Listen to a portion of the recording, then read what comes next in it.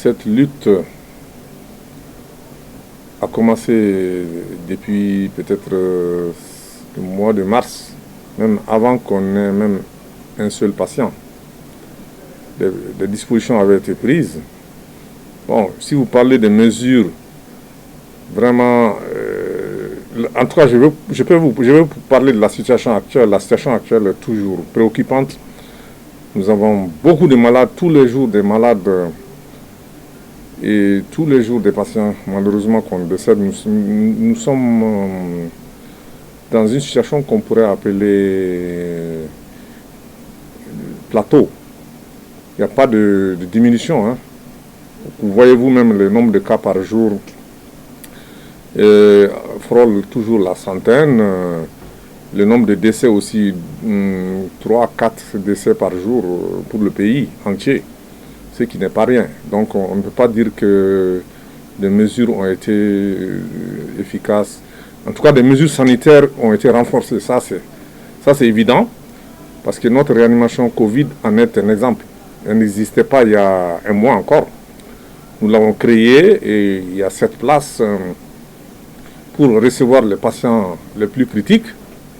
Et nous sommes à l'œuvre. Ça, c'est quand même un point bien précis et vérifiable. Mais cela n'a pas une influence honnêtement sur le nombre de cas de patients graves qui arrivent. Parce que ça, ce n'est pas des mesures sanitaires qui vont régler ça entre nous. Tout le monde doit être impliqué. S'il y a eu des dispositions concernant les mesures sécuritaires, les textes, est-ce qu'elles sont appliquées? Et moi je dirais non, honnêtement elles ne sont pas appliquées parce qu'il n'y a aucune mesure de rétorsion et les gens, on continue à dire on les sensibilise, mais nous on ne voit pas l'impact de cette sensibilisation. Honnêtement, moi je vous parle très franchement. Donc la situation est toujours préoccupante, toujours beaucoup de patients, toujours beaucoup de décès, toujours beaucoup de cas graves. Nous on ne peut que donner des conseils. Les conseils qu'on peut donner sont de 2 ordres, on va dire. Les conseils à la population, ça ne change pas. C'est de toujours croire que cette maladie fait des ravages. Et cela, ce n'est pas seulement au Mali, ce n'est pas seulement en Afrique, c'est partout dans le monde entier. Et donc, on peut leur demander toujours de prendre des dispositions. Et ces dispositions sont quoi? C'est la distanciation physique, c'est le lavage continu des mains au savon ou l'utilisation du gel hydroalcoolique pour les mesures barrières, comme on les appelle. Ce sont des mesures barrières. On appelle la population. Et puis, l'autre appel, c'est vraiment... l'autre appel, c'est aux autorités. Parce qu'ils ont pris des mesures. S'il n'y a pas de disposition pour l'application, par exemple, les mariages, vous voyez vous-même les fêtes, rien n'a changé. Donc il faut certainement qu'il y ait des mesures coercitives. Parce que la sensibilisation, ça fait des mois et des mois qu'on sensibilise et ça n'a pas d'impact.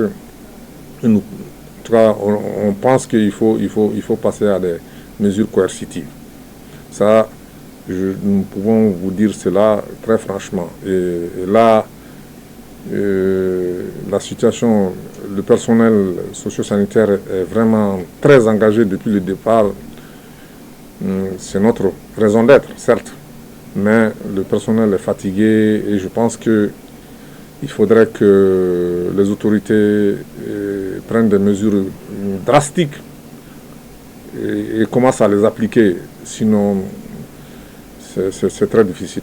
Le mot de la fin, je pense que c'est toujours la même chose, c'est l'appel à la population pour vraiment croire d'abord que cette maladie, elle est là, elle est très grave, elle fait beaucoup de victimes et que surtout la jeunesse vraiment doit être interpellée parce que ils ne sont certainement pas les plus nombreux comme les victimes, mais ils font partie des personnes qui véhiculent la maladie parce qu'ils sont la plupart des porteurs sains et ils sont entre les personnes âgées malheureusement. Et donc ces personnes âgées, quand ils attrapent la maladie, c'est beaucoup plus difficile, c'est beaucoup plus compliqué. Donc vraiment l'appel c'est vraiment que les gens prennent ces mesures-là et que on comprenne que tout le monde a intérêt à ce qu'on applique ces mesures.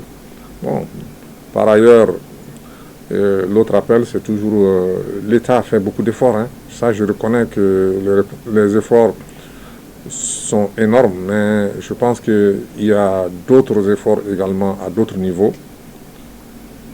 À d'autres niveaux, et ce niveau-là, c'est vraiment l'application des règles édictées pour vraiment freiner cette pandémie au-delà du traitement ou de la vaccination qui est encore lointaine. Nous devons vraiment, en tout cas, interpeller les gens pour que on comprenne que c'est une maladie grave et que ça tue beaucoup de victimes et que vraiment qu'on prenne des dispositions pour éviter une catastrophe déjà annoncée, mais vraiment qu'on a essayé jusque-là de contenir comme on peut.